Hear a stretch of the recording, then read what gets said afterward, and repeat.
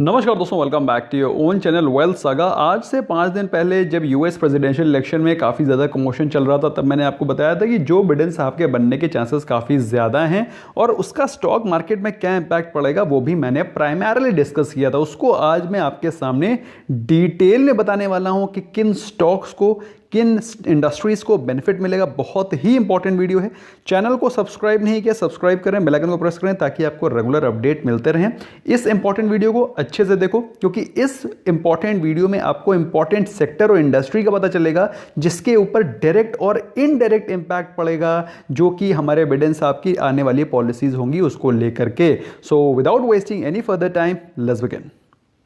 पहले हम लोग प्राइमरीली जान लेते हैं कि उनकी विक्ट्री से कहां कहां पर इंपैक्ट पड़ेगा, फिर हम लोग सेक्टोरल व्यू लेंगे। सबसे पहले तो हम लोग पता ये कर लेना चाहते हैं कि जो उनकी विक्ट्री है, प्राइमा फेसिया उनकी victory is good for market. ऐसा मैंने अपने वीडियो में 5 दिन पहले भी बताया था। उसका रीज़न क्या है? उसका रीज़न है ट्रंप साहब की जो पॉलिसीज़ थी वो बहुत ही अनसर्टेन थी। आपको मालूम नहीं होता था, आपको पता नहीं चल पाता था कि वो अगले दिन क्या नया स्टेप ले लेंगे, क्या नया ट्वीट कर लेंगे। और वो पॉलिसी पैरालिसिस, वो पॉलिसी अनसर्टेनिटी अब ऑलमोस्ट खत्म होती हुई पाई जाएगी, क्योंकि बिडेन साहब एक बहुत ही सुलझे हुए एक करियर पॉलिटिशियन है। He is not a businessman, he is a career politician. So he knows, he understand the value of words. तो जो भी वो बोलेंगे उसको सोच समझ कर बोलेंगे और उसको सोच समझ कर ही इंप्लीमेंट करेंगे। नंबर 2, आपको मालूम होना चाहिए, चाहे ट्रंप साहब बने चाहे बिडेन साहब बने, मार्केट को स्टिमुलस चाहिए। मार्केट को, यूएस की मार्केट को इंप्रूव होने के लिए एक फंड की ज़रूरत है, बड़े कॉर्पस की ज़रूरत है, जिसको कि बोला जा रहा है तकरीबन 2 ट्रिलियन के आसपास का स्टिमुलस आएगा। चाहे जो भी बनता, वो पैसा तो आना ही था, और वो पैसे के चलते जो मार्केट में लिक्विडिटी है, मार्केट ऑल टाइम हाई पर खड़ी हुई है। So that stimulus will be large and it is expected कि वो करीब $2 ट्रिलियन के आसपास का होगा। नंबर 3, आपको मालूम होना चाहिए, जो ट्रंप साहब हैं उनकी पर्सनैलिटी वॉज वेरी डोमिनेंट। मतलब कोई लीडर क्या बोल रहा है, कोई कंपनी क्या बोल रही है, कोई इन्वेस्टर क्या बोल रहा है, he doesn't give a damn to what others are saying. लेकिन बिडेन साहब is very proactive and he is not as dominant. तो वो सोच समझ करके कोई डिसीजन लेंगे, और जैसा कि मैंने बताया, he is a career politician, मतलब he is politician by his career. So overall मेरे हिसाब से it's a great choice and US has taken a great choice by electing him as a president. Now long term uncertainty जो रहती थी in terms of जो policy paralysis या policy uncertainty थी, वो बिडेन साहब के रहते हुए मेरे हिसाब से मार्केट में उसकी कमी आएगी। People will be more certain of the decisions which are going to come. जो डिसीजंस आने वाले हैं उसके लिए काफ़ी ज़्यादा सर्टेनिटी दिखाई पड़ेगी, और सिर्फ यूएस के लिए नहीं बल्कि फॉरेन और जो वर्ल्ड की पॉलिसीज़ हैं, जो इंटरनेशनल रिलेशंस हैं, उसके चलते भी बहुत सुलझे हुए और सर्टेन डिसीजंस आएंगे। एक जो एजेंडा था बिडेन साहब का कि कॉर्पोरेट टैक्स को बढ़ाना, अब ये तो एक नेगेटिव पॉइंट था मार्केट का, क्योंकि अगर कॉर्पोरेट टैक्स बढ़ेगा तो ये एक तरह से जो इंडस्ट्रीज़ हैं उनके पास हाथ में पैसा कम रह जाएगा, क्योंकि उनके पास से पैसा निकल जाएगा। और इट वाज एक्सपेक्टेड कि बिडेन साहब 21% से 28% के आसपास टैक्स बढ़ाएंगे, लेकिन ऐसा लग रहा है कि उनको सेनेट में मेजॉरिटी नहीं मिलेगी। चूंकि सेनेट में मेजॉरिटी नहीं मिलेगी तो मार्केट के लिए और भी पॉजिटिव चीज़ है कि पॉलिसीज़ में सर्टेन भी रहेगी, नंबर 1। नंबर 2, जो कॉर्पोरेट टैक्स है वो बढ़ता हुआ नजर नहीं आएगा, क्योंकि उनको क्लियर कट मेजॉरिटी नहीं मिलेगी। तो ओवरऑल मार्केट के लिए हर एक चीज में पॉजिटिविटी नजर आ रही है, दोनों हाथों में लड्डू नजर आ रहे हैं एज ऑन डेट। अभी क्या आगे फ्यूचर में होगा, फ्यूचर में क्या डिसीजन मेकिंग होगी, इसके बारे में कहना इज वेरी वेरी प्रीमेच्योर। लेकिन अभी के समय से लग रहा है कि things will be more stable और हर एक इंडस्ट्री को कुछ बूस्ट मिलेगा। लेकिन इसका मतलब ये नहीं है कि हर एक इंडस्ट्री को बूस्ट ही मिलेगा, किसी इंडस्ट्री के लिए नेगेटिव भी है, उसके बारे में भी जानकारी ले लेते हैं। Industry number 1, airlines. आपको मालूम होना चाहिए, ट्रंप साहब ने क्लियर कट कह दिया था कि हम क्लाइमेट चेंज के पैक्ट से बाहर हैं, हमको क्लाइमेट चेंज से कोई लेना देना नहीं है, हम लोग कैपिटलिस्ट हैं, we are here to make money, we are here to grow our industry and country. और उन्होंने क्लाइमेट चेंज के पैक्ट से हाथ खींच लिए थे। हाउएवर बिडेन साहब इस मामले में बहुत ज़्यादा स्पेसिफिक हैं with respect to climate change, with respect to making this earth a better place. इसके चलते जो एमिशन नॉर्म्स हैं, जो फ्यूल के नॉर्म्स हैं, मेरे हिसाब से जो क्वालिटी एश्योरेंस और क्वालिटी कंट्रोल के नॉर्म्स हैं वो काफ़ी स्ट्रिक्ट किए जाएंगे। दोस्तों आपको बता देना चाहता हूँ, इंडिया के जो DGQA की पॉलिसी है उसके मुताबिक जितने भी एयरलाइंस और फ्यूल्स की जो क्वालिटी कंट्रोल के पैरामीटर्स हैं वो वर्ल्ड में हाईएस्ट हैं। और ऐसा मैं ऐसे हवा में नहीं बात कर रहा हूँ, because I have read it. I personally know जो लोग भी पेट्रोलियम इंडस्ट्री या फिर ऑयल एंड गैस सेक्टर की इंडस्ट्री में काम करते होंगे, they can let me know in the comment section. जो भी DGQA की पॉलिसी है स्पेशली एविएशन फ्यूल की, इंडिया के parameters are top in among the world. India के स्ट्रॉन्ग पैरामीटर के वर्ल्ड में कहीं पर भी नहीं है। तो ओवरऑल हमारे लिए, हमारी कंट्री एनर्जी और गैस एंड ऑयल सेक्टर के लिए हमारे लिए पॉजिटिव न्यूज़ है। बाकी जो और कंट्रीज है, आई थिंक दे में face the little bit amount of heat.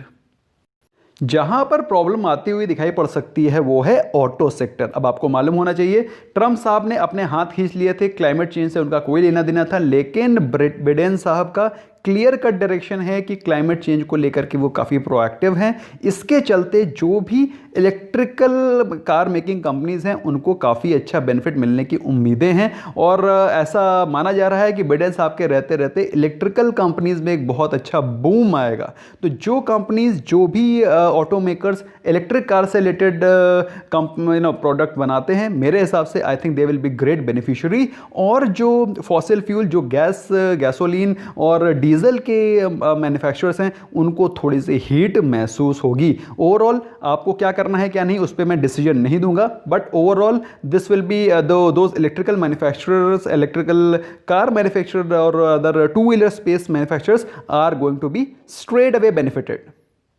Number third, pharma and health insurance. दोस्तों ये एक बहुत ही ज़बरदस्त सेक्टर था जो कि ओबामा साहब के समय पे काफ़ी अपने हाइट्स और चरम सीमा पर पहुंच रहा था, लेकिन ट्रंप साहब ने उन सभी पॉलिसीज़ को साइड में किया और अफोर्डेबल केयर एक्ट को उन्होंने कहा he was not very proactive as far as insurance and health coverage was concern.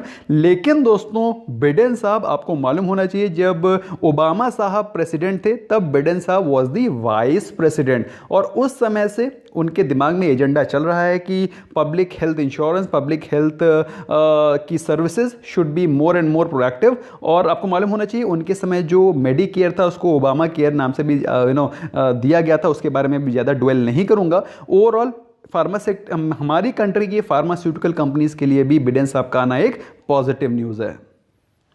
दोस्तों बात करें अगर मेटल सेक्टर की, तो मेटल सेक्टर में भी हमको काफ़ी अच्छा बूम दिखाई पड़ सकता है बिडेन साहब के समय पर, क्योंकि बिडेन साहब, आपको मालूम होना चाहिए दोस्तों, काफ़ी ज़्यादा टैक्सेस लगाए थे ट्रंप साहब ने, इनपुट टैक्स क्रेडिट, आपको मालूम होना चाहिए कोई भी इंपोर्ट में बहुत हैवी टैक्सेशन कर रखा था। लेकिन बिडेन साहब will be more realistic, more flexible. ऐसे में इंडिया के जो एक्सपोर्ट्स हैं with respect to copper, with respect to industrial metal like steel, मेरे हिसाब से उनमें अच्छा बेनिफिट मिल सकता है। और अगर आप निवेशित हैं स्टील, जिंक, कॉपर जैसी कंपनीज हैं, मेरे हिसाब से आपको अभी अच्छा बेनिफिट मिलने की उम्मीद है।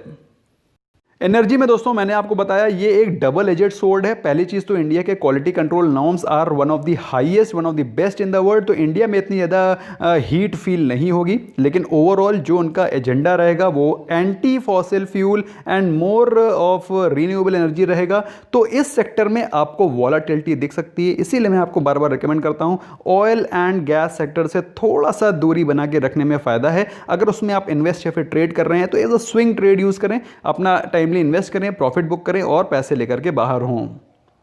दोस्तों आपको मालूम होना चाहिए कि अभी जो पैसा आएगा मार्केट में with the help of US stimulus, US में जो स्टिमुलस पैकेज आएगा उसके चलते मार्केट में अच्छी खासी लिक्विडिटी बढ़ेगी। और जब लिक्विडिटी बढ़ेगी तो जो डॉलर के प्राइसेस हैं वो नीचे आते हुए दिखाई पड़ सकते हैं because of more demand, more supply and lesser demand. तो जब डॉलर गिरेगा तो सीधा सीधा इम्पैक्ट गोल्ड पे पड़ेगा और इनडायरेक्टली गोल्ड आपको ऊपर जाता हुआ दिखाई पड़ेगा। सो अगर आप गोल्ड में निवेशित हैं तो निवेश करके रखें, और अगर आप ऑलरेडी कुछ खरीदना चाहते हैं तो मेरे हिसाब से 50,000 के लेवल्स एक अच्छे लेवल्स हैं जिसमें कि आप गोल्ड में दोबारा इन्वेस्ट कर सकते हैं अगर करना चाहते हैं तो।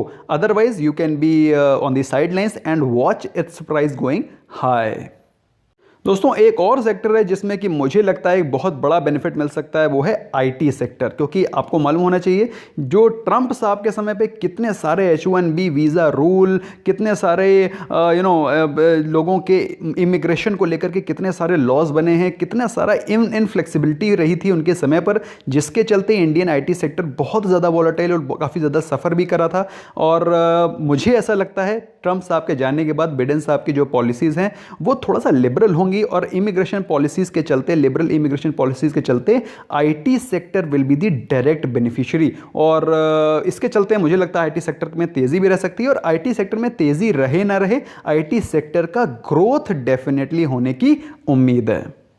दोस्तों जो बिडेन साहब के आने के बाद एक जो नेगेटिव पैरामीटर, जो मेरा पर्सनल ओपिनियन है, this is my personal opinion, I reserve the right to being wrong. अगर मैं गलत होता हूं तो I may stand corrected, even if you feel so you can let me know in the comment section. जो एक parameter है जो कि मुझे लगता है it's going to be biggest negative for India will be the positive और rather the multilateral approach of Biden साहब टुवर्ड्स चाइना। आपको मालूम होना चाहिए ट्रंप साहब बिल्कुल ही अगेंस्ट थे with respect to China's policy. मुझे लगता है बिडेन साहब की flexible policies will be more favourable to China than India, और उसके चलते इंडिया में दो सेक्टर, दैट इज जो इंडिया में बूमिंग सेक्टर हैं केमिकल और फार्मा, इस पे इम्पैक्ट पड़ सकता है। सो ऐसे में दोस्तों अगर बिडेन साहब का चाइना का अप्रोच थोड़ा फ्लेक्सिबल रहता है तो इंडिया के ये दो सेक्टर डायरेक्टली इम्पैक्ट कर सकते हैं, और वो भी नेगेटिवली। आपको क्या लगता है? What is your opinion about the things which I have told you? आपका क्या ओपिनियन है जो भी मैंने अभी बातें करी, डिस्कशन करा? Late me know in the comment section what is your view on getting selected. Biden साहब के सेलेक्ट होने के बाद आपको क्या लगता है इंडियन स्टॉक मार्केट में कौन से स्टॉक्स हैं जिसमें अप मूव आएगा और जिसमें आएगा फॉल? मुझे कमेंट सेक्शन में डेफिनेटली लिखें। And thank you so much for giving your precious time. इसको अपने फ्रेंड्स के साथ, अपने नियर एंड डियर वंस के साथ शेयर करें ताकि ये इन्फॉर्मेशन उनको भी मिल सके। Thank you so much for giving your precious time. Bye bye for now.